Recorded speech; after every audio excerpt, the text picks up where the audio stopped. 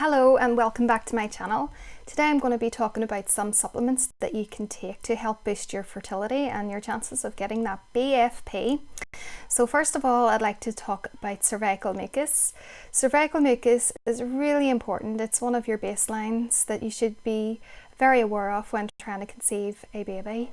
Most people have enough cervical mucus and that's absolutely fine, but if you don't, then you need to get a little bit of help. And you can do that with some of the natural lubricants that are on the market, and you should actually buy a fertility lubricant and not a standard lubricant.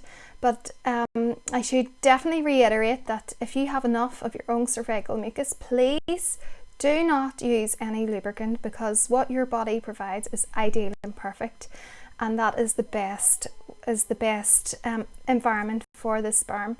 So if you don't need any help, then just leave that area well alone. But a lot of people don't have enough and they can't even make love without using some sort of lubricant. So there's two types that I am aware of. One is called Conceive Plus and the other is called Pre-Seed. I have used both. Both have worked fine. Both have led to pregnancies, so I could recommend them both. The other thing you can do is drink grapefruit juice right up to ovulation. That acts as an estrogen blocker, and it convinces your body to produce more estrogen, and therefore you produce more cervical mucus of the fertile kind, the egg white CM. That's the gloopy transparent stuff. So the other thing you can do is drink a lot of water. Make sure that you're well hydrated. And finally, there is a cough syrup like Benadryl, which has the non-drowsy type. If you can take that one, that has an active ingredient, I think it's called guavastin, and that is very good for increasing cervical mucus too. Some people actually take the Benadryl right up until 12 DPO, as they say it can help with implantation. So I'm passing along that information as well. The next area is egg quality, and when you're an older lady trying to get pregnant, this is one of your baseline fertility supplements that you should be trying, which is ubiquinol. I take 600 milligrams a day. That is the recommended dosage that the fertility experts recommend in America, and it's quite expensive. This works out for 600 milligrams every day for a month is about £54, probably about $80 in America. So as well as that, you have to eat like a healthy diet and watch your food, your smoking and not drinking, etc. The next thing that the older lady trying to conceive should be taking is a supplement called DHEA, and that helps with give your body the extra ingredients it needs to make the hormones such as, sorry about all the interruptions, my beautiful son. So basically, when you're older, your body needs some help with maintaining pregnancy and building the hormones such as progesterone. So there is a supplement called DHEA, which you can take, which is like the mother of all hormones, which gives the building blocks to go on and make progesterone, etc. Now, we can't get DHEA in the UK, but what we can get here is pregnenolone. And this is, if DHEA is the mother of all hormones, this is the grandmother, because this even makes the DHEA. So this is going back again.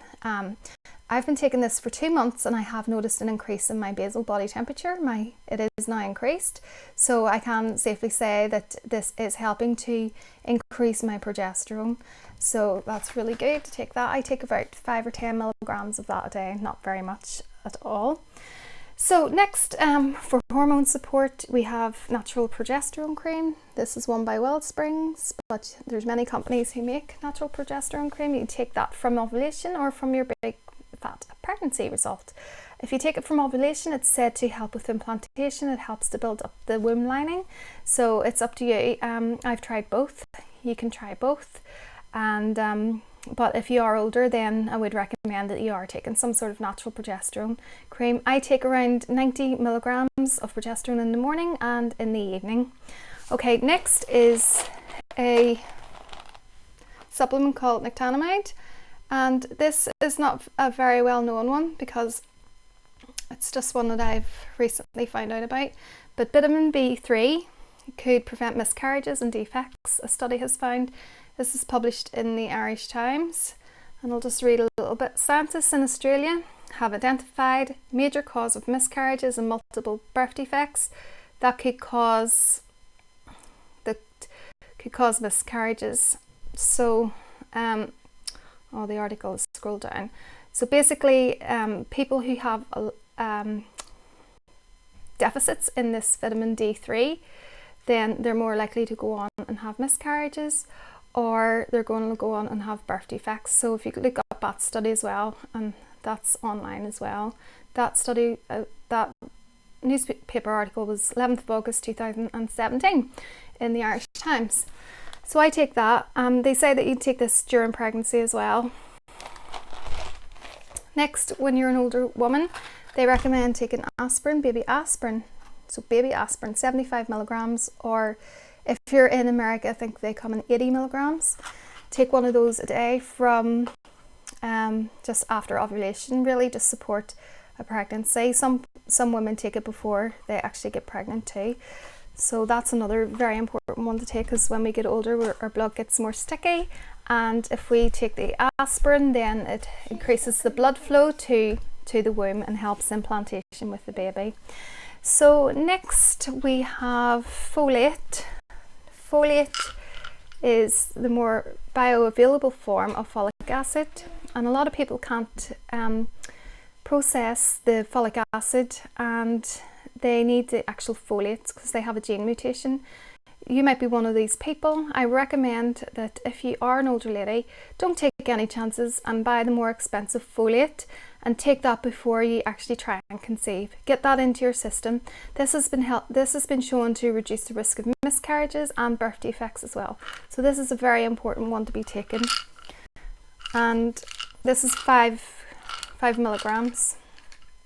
Next is a good antenatal support. There's many on the market, so do your research. This one is called the Natural Health Practice for you and your baby. Some of the things include, there's just a whole list there. I don't know if you can see them all. If you want to press pause, just stop, and you can see what's in there. This is a really good one, and it's important to take that whenever you're trying to conceive, but also when you're pregnant as well. And this actually has folate in it, but I take extra folate. Vitamin D3 is another really good baseline one that you should be taking. This is really good for your immune system, and they recommend that you take vitamin D3. And some sort of fish oil, so you have good omegas, EPA to DHA. And this one isn't very expensive, so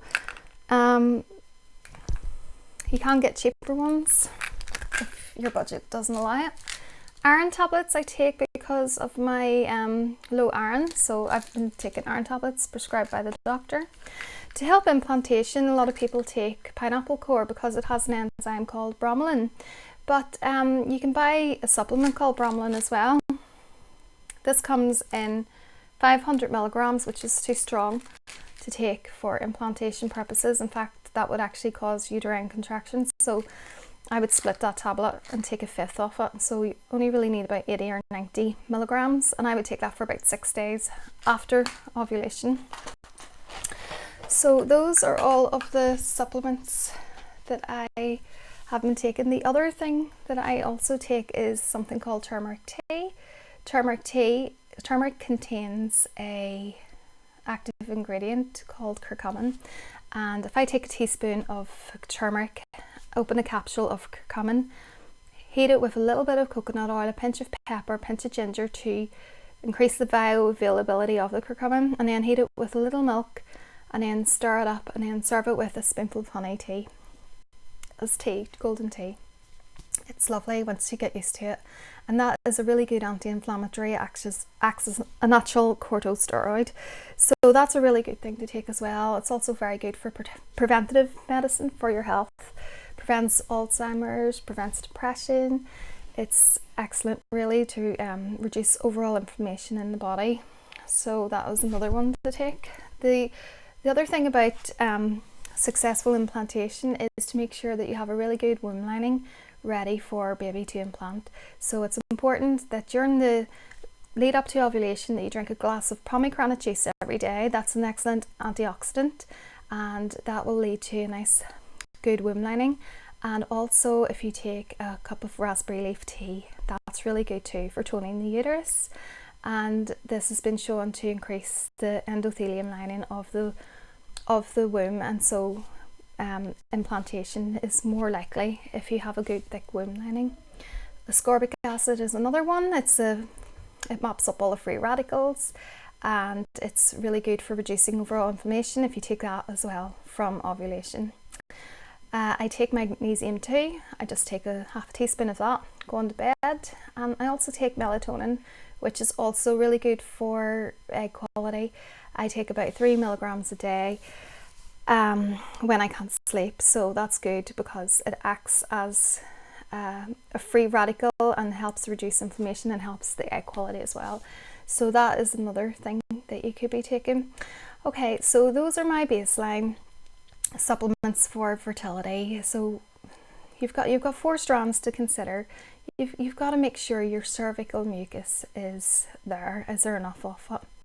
That's your baseline. You've got that. Then you've got to make sure that you've got the hormonal support in place to support a pregnancy. Are you producing enough progesterone on your own? Do you need any support with that? The other thing is egg quality. If you're older, you need to be making sure that you're taking supplements and eating a healthy diet to improve your egg quality overall. And ubiquinol is the #1 supplement there, but also melatonin. Then you've got to look at things like implantation. Are you building up your womb lining? Are you getting a nice healthy environment, no inflammation, ready for that fertilized egg to come and be implanted? Make sure there's no infections there, get checked out for that, get on any courses of antibiotics that you need to. Also, ascorbic acid is good for keeping that area nice and clean and non-inflamed. And then lastly, we've got, sorry, I completely lost my train of thought there, got interrupted. You wouldn't believe this is the 4th time I've made this video. So overall, you need to be looking at all of those 4 strands, and also remember the baby aspirin too. Okay, I know it's a lot to remember, but they're all really important. And finally, you just need to make sure that you're healthy, you're exercising, that you're drinking plenty of water, etc. All just common sense ones too. If you have been trying all of these methods and nothing is working, and then there might be a medical problem there, so don't be suffering in silence, and I would recommend that you go and see your GP and just let him or her know all of the things that you have been trying, so that they know that there is potentially an issue there. Obviously making sure that you are BDing around your most fertile time, etc. Okay, so I hope this video has been useful for you, and sorry about the interruptions to it. And I recommend that you go ahead and do your own research with any of these supplements, but these are the ones that I have researched and seem to be the ones that have proven very successful for people. So haven't been successful for me so far, except for getting pregnant, but that's been okay. But for maintaining a pregnancy, that's where my issue falls into. So I'm hoping that with the egg quality, then when that starts to work, the ubiquinol, then we could see a turnaround in this situation for myself. Okay, thank you for watching, and I shall speak to you soon. Bye bye now.